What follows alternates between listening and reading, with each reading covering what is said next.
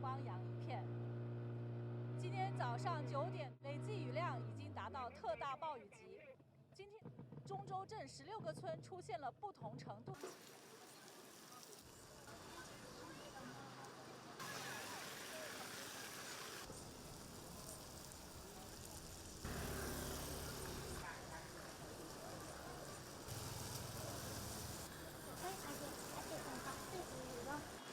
你係一家人開嘅店啊？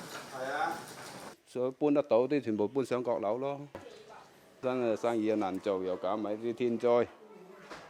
一種好快啊，都嚟唔切啦，人嗱先都走啦，就咁。大概幾萬蚊係要噶啦。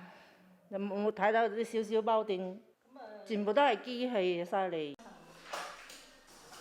通过画面，大家可以看到三江桥网已经和中州河连接，受灾的人口达到78213人。救援的是周围的